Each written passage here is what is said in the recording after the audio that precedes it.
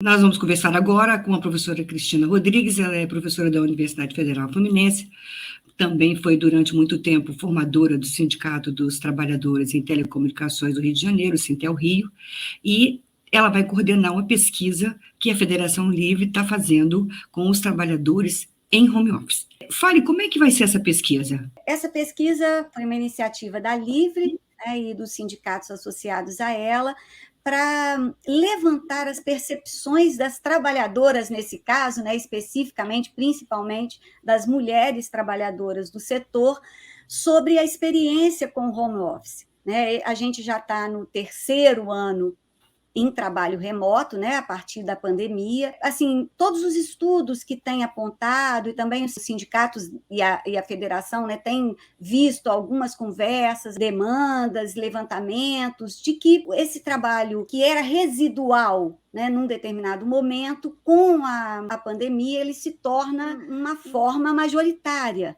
Né? E durante os 2 primeiros anos, 2020 e 2021, praticamente, especialmente as operadoras, mantiveram quase 90% de trabalhadores e trabalhadoras em home office. Essa modalidade foi importante num sentido de evitar o contágio com a pandemia, mas ela traz também dificuldades, novas questões para o trabalho que os sindicatos, né, e a federação devem conhecer melhor, né, para poder atuar. Esses 2 anos têm sido muito acompanhados do ponto de vista dos pesquisadores, que estão nas universidades, mas não só, né, de uma forma constante, delineia alguns problemas e algumas questões que Você está falando de problemas, para mim é um quadro caótico. Tudo que eu leio sobre isso é de assustar. Porque a condição da mulher piorou muito, porque as empresas transferiram o custo do trabalho para o trabalhador, de uma forma geral, e as cobranças, a vigilância. Tem empresa que quer plantar a câmera na casa da pessoa para vigiar o trabalho, as metas, a produtividade. Você acha que essa pesquisa vai revelar esse lado, Cristina? Sem dúvida, eu acho que vai.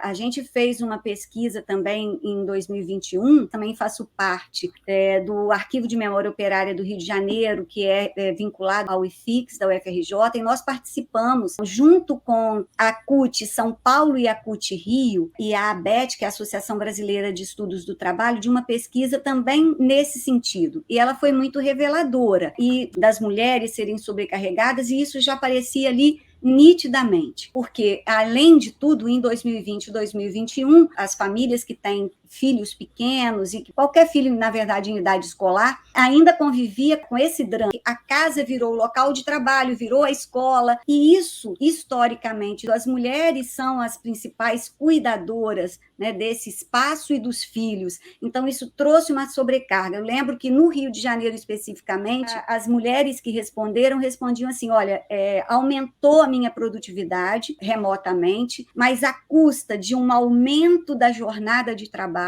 e de uma intensificação do trabalho que colaborava para um adoecimento. As dores nas costas, estresse, problemas digestivos, isso tudo também apareceu. É muito desafiador, tanto para a academia quanto para os sindicatos, né, que pensam os direitos e atuam na defesa do trabalho, porque apareceu na pesquisa de se houver ainda em 2021, ainda não estava posto, né, um retorno, mas se houver o retorno, a maioria dos trabalhadores apontava que gostaria de manter pelo menos algum período, alguns dias da semana, né, da jornada de trabalho em home office. Ou seja, não é tão ruim quanto parece. Eu queria que você falasse para a trabalhadora que vai ter que responder essa pesquisa. Eu achei a pesquisa longa. Você não acha longa?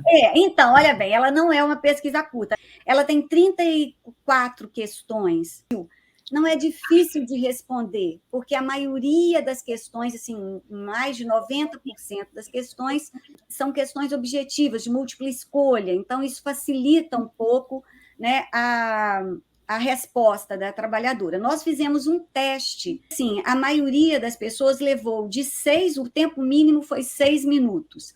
E o tempo máximo foi 12 minutos para responder. A pesquisa ela só vai revelar a realidade se a gente tiver um número de respostas razoável. E você pensa em quantos questionários respondidos para ter realmente um quadro mais realista assim, da situação? Qual é a nossa meta? Essa não é uma pesquisa amostral, ela vai ser uma pesquisa exploratória, de adesão. Mas o interessante, que estou animada e esperançosa, é que a gente tenha um número significativo de todos os estados. Mas era interessante ter esse desenho com a variedade e as cores que compõem hoje a Livre. A Cristina é voluntária nessa pesquisa, ela é uma colaboradora da Federação Livre, e essa atividade é uma atividade da Jornada de Luta das Mulheres no 8 de março, deste ano de 2022.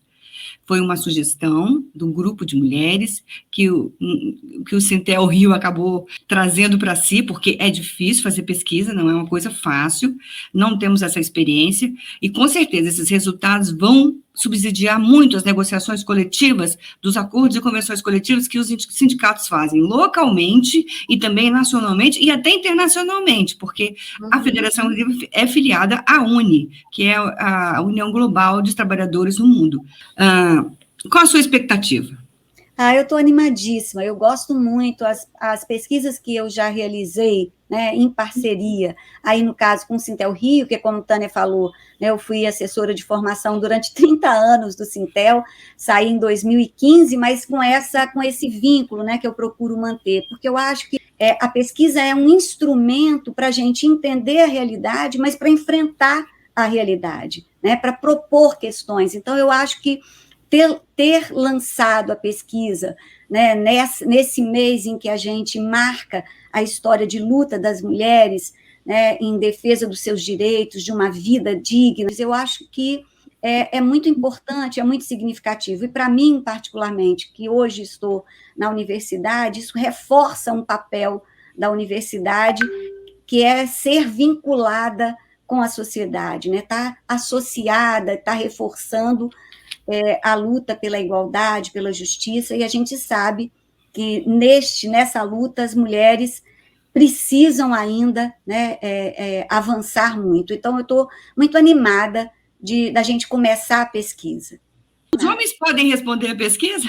Ela foi pensada mais para as mulheres, mas se tiver, eu acho que não tem problema, a gente separa só do ponto de vista, né? Quando eu penso essa coisa do gênero, eu lembro do teleatendimento, onde tem muito LGBTQIA+, e eles têm famílias formadas por homossexuais, por trans, por lésbicas, quer dizer, aí eu fico pensando assim, como é que a gente vai limitar isso? Essa história é pensada, mas ela pode ser absorvida por todos os gêneros, né? Não tem essa.